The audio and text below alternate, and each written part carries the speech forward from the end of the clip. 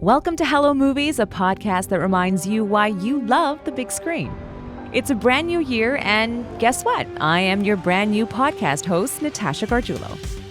We've got a great show lined up today, a look ahead at the top 10 movies on the horizon for 2020. And I won't get into it just yet, but let me just say it looks like there's something for everyone. I'm here at the Cineplex Young Eglinton VIP Theaters in Toronto, in line, of course, to get some popcorn, because you need popcorn when you watch a movie. And I'm with Marni Weisz and Ingrid Randoja. These two have become my friends ever since I've met them here at Cineplex. They're the dynamic duos, writers, and editors behind Cineplex Magazine. And hands down, two of the biggest movie aficionados I know. Woohoo! Yes! Welcome to the podcast, Thanks, Natasha. ladies. Thanks for having me. It's great to be here. Great to have Okay, you. I think we should get our seats.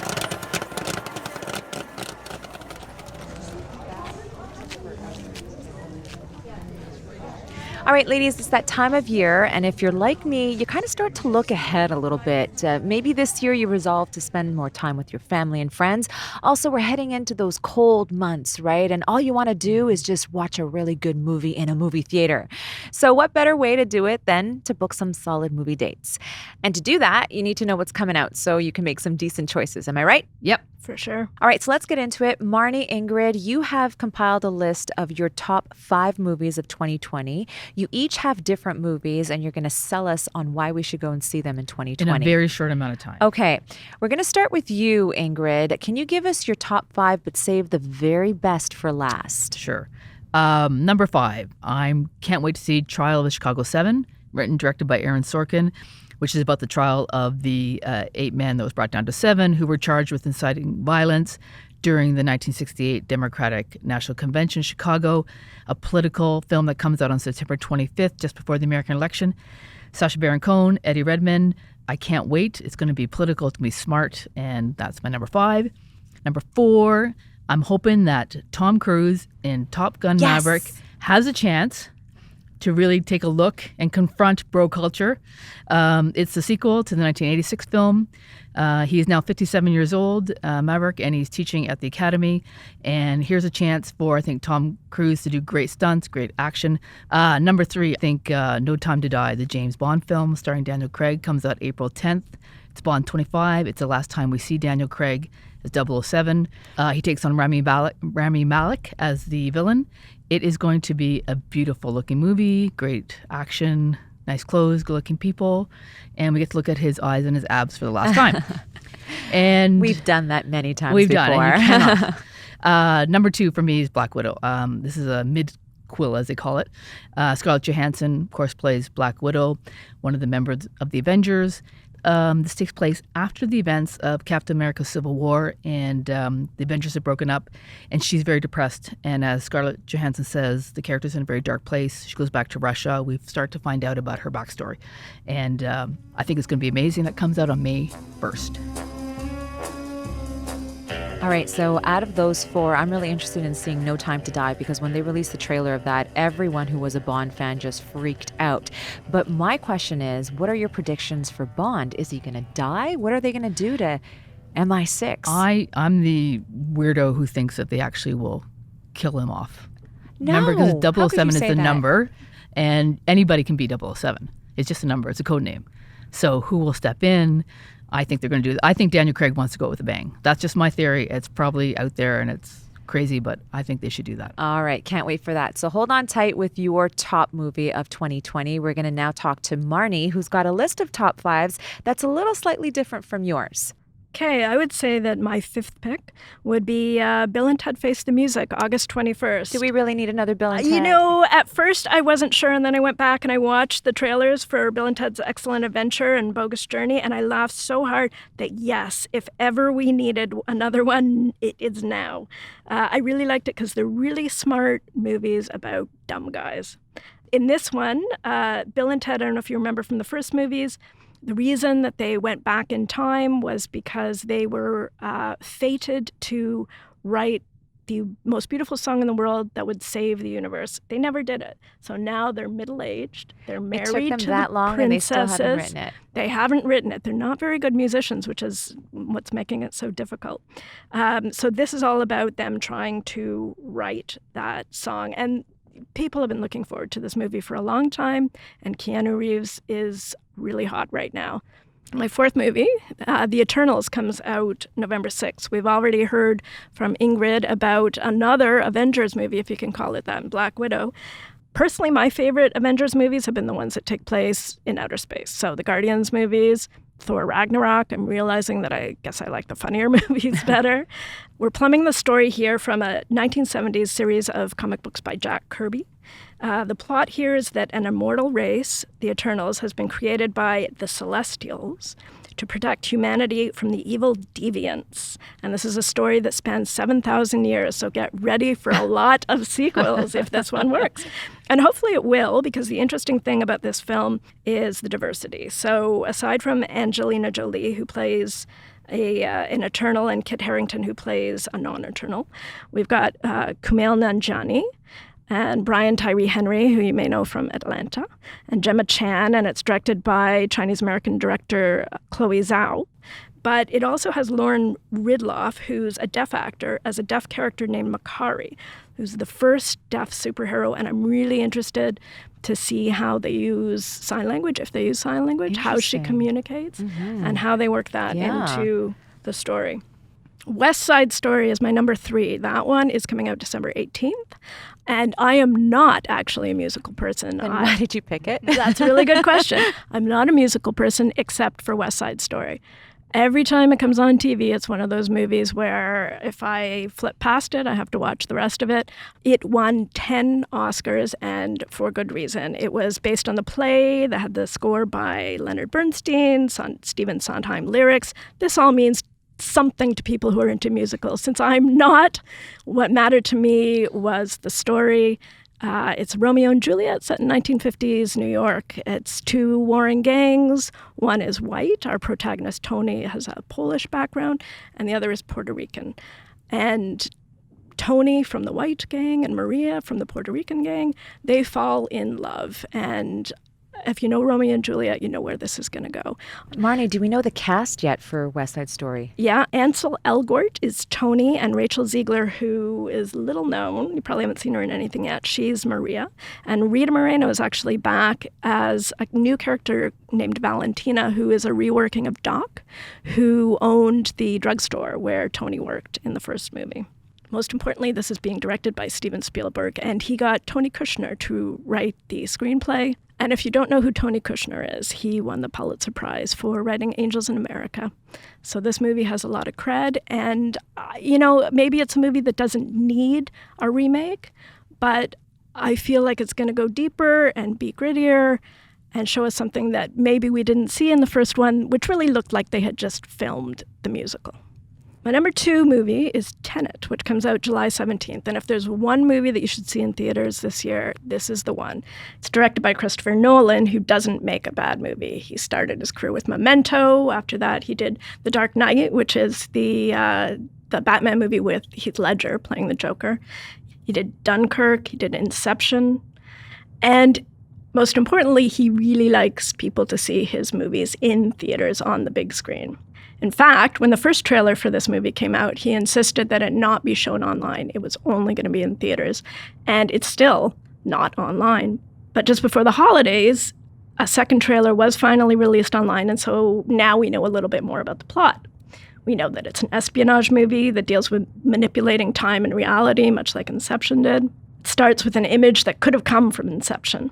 Characters played by John David Washington and Robert Pattinson are scaling a building, but they basically fly up to about the 6th story before they make contact with the side of the building. We know that they're fighting some sort of threat, but it's not going to be some cliche villain who's going to release a plague on the world. Because it's Christopher Nolan, we know that it's going to be something mind-bending, something philosophical. Intriguing. Oh, it's very intriguing. And all we know is that it's probably one of the most highly anticipated movies of 2020 and also the most expensive undertaking as well. Could be. We don't know the truth. And I know they filmed in about 7 different locations around the world, and that costs a lot. India, Italy, were among them. Estonia, my parents are from. Oh. Okay, we're narrowing it down to our last pick of 2020. And I gotta say, between Ingrid and Marni, I think I'll probably go to the movies with Ingrid because she picked one of my favorite movies in 2020 that I am most excited to see, and that would be Wonder Woman. Wonder Woman 1984. the sequel to Wonder Woman, directed by Patty Jenkins and starring Gal Gadot. She's back. It's set during the Cold War, and Diana Prince, a.k.a. Wonder Woman, is reportedly working as a spy for the U.S. government against the Soviets. If you've seen the trailers, Yes. it is just steeped in 80s culture, all the way back to fanny packs and wide shoulders and all the So accoutrements. fun. Is fun. Of course, everybody's buzzing is that Chris Pine is back as Steve Trevor, who died in the first film. So how is he alive? How can this be? And we don't really know. I mean, there's different theories. But, I mean, the thing about Wonder Woman, which I am eternally happy about, is I've never seen a character that can be almost naive and believes in goodness. But Gal Gadot just dived into it, leaned right into, with Patty Jenkins, that belief. So when you're watching the first movie, I was just so inspired by her. And she was not sappy or silly. She just believed in that goodness. And so she made me believe, and it made me happy to believe in that. And a lot of superheroes don't have that. They're cynical, whatever. And, obviously, in fact, she's beautiful and sexy and all those things. But she just believes in the goodness of what she's doing. And I just love that character. And also being intelligent and well played. So with the setting and her and Chris Pine back, 'cause I think they have great chemistry, I just am so looking forward to this movie on June 5th. Yeah, and I think, Wonder Woman also represents empowerment for any woman of Absolutely. any age. I know Yeah. that my daughter and I both dressed up as Wonder Woman for Halloween, and she's 9 and I'm, something. I'm of a certain age, and we both feel that Wonder Woman represents this type of female power that we all want, and we're proud to be. And she could just fall off that. It's such a thin line you're walking, right, between being silly and, because we grew up with the silliness of Wonder Woman and the kind of, she's almost a joke into the DC Comics. And Kristen Wiig is Cheetah, the villain, which is just another piece of casting. Like, Kristen Wiig as a bad villain? And if you saw in the trailer, she's doing her silly, almost like bridesmaid talking, but you know that she's a great actress. Right. And I think Patty Jenkins believes in her. And what a great casting. I'm not sure how this is going to be, but I'm just so excited. When is the release date for Wonder Woman? June 5th. June 5th. Yeah, and my experience seeing this one, the first movie in theaters, was until that point, we'd done a lot of interviews with people who had said, the first time I saw so-and-so, it really made me feel like I was seeing myself on screen for the first time, whether it was gender, a particular race, orientation.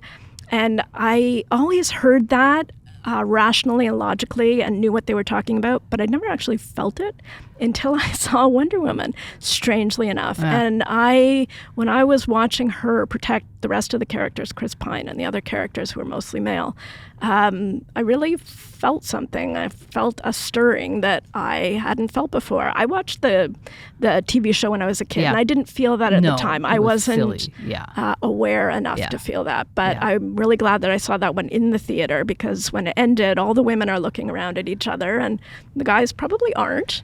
And you walk out, and I remember just vibrating when I walked out of that movie. So we can all agree that Wonder Woman makes us feel confident, strong, and makes us feel that girl power is stronger than ever. And remember, in it this day did and well age. around the world, so men watched it too. I mean, it helps that she's beautiful, but I think men also felt, I can't speak, but I feel like talking to people, it was a good movie, but they also felt empowered almost through her too, in a way. So Great. cool. So that's your top pick for 2020, Ingrid. What's yours, Marni?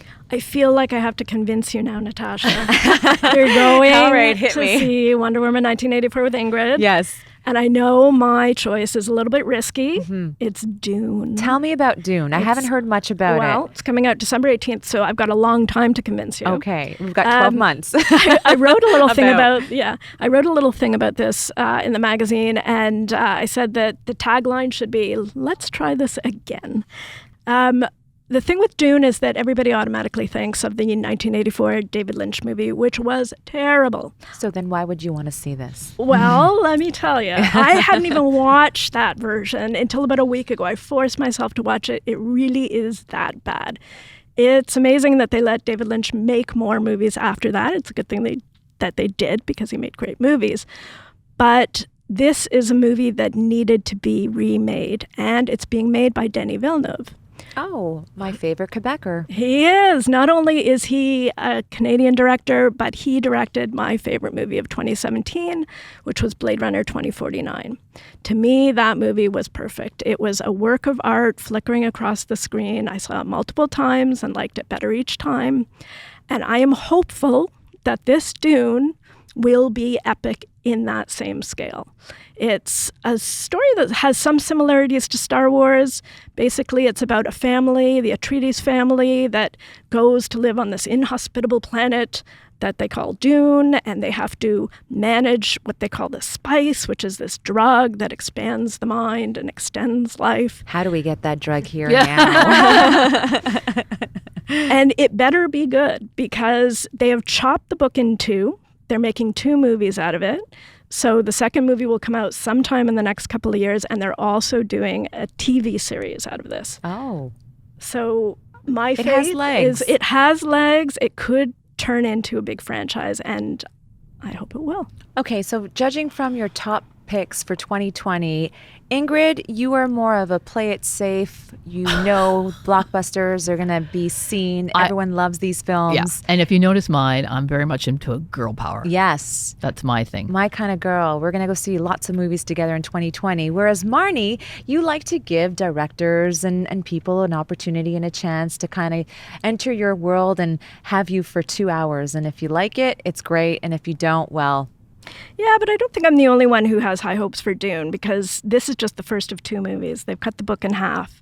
There's also going to be a TV spin-off. So I think they're expecting big things from this. And there are people who will see it as a replacement for Star Wars. Star Wars is still going, obviously, but now that the main franchise is wrapping up, I think there are a lot of people that are going to turn to Dune if it's successful, and I certainly hope it is. And it'll fill that place in their hearts and minds. All right, ladies, we just had a film face-off, and you gave us every reason to put our butts right here in a theater because there are so many worthy elements. But now I want to know, what are the movies that you're really excited about seeing in theaters next week? For me, it's Underwater. That's with Kristen Stewart. Yeah, we've got Kristen Stewart in this, and she looks super cool. She's got a shaved head. It's dyed blonde. She looks fierce. So she plays a researcher at an underwater lab on the ocean floor, which is 5,000 miles from land on either side. And then there's what seems to be an earthquake. The lab is basically destroyed, so they have to put on these underwater suits and walk to safety. And once they're out there, they realize, as if this isn't dangerous enough, they are not alone. We never are, right? Never are. We never are. Okay, so we're poised for some serious movie watching there in theaters with Marni's choice. What's out right now that you're excited about, Ingrid? Well, mine, I'm interested in Doolittle, which hits theaters next week. Robert Downey Jr. Plays Dr. Doolittle, which is, of course, this is a remake of the 1960s musical with Rex Harrison. But it's not a musical, and it's just in a kids' family adventure movie.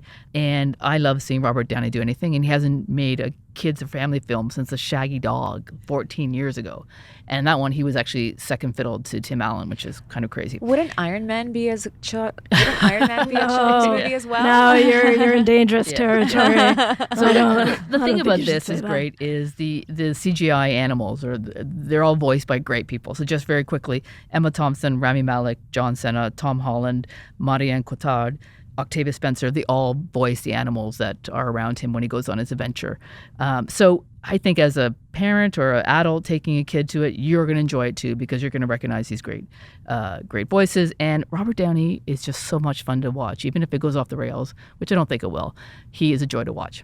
He really is a joy to watch, and I think he appeals to every gender, so every age.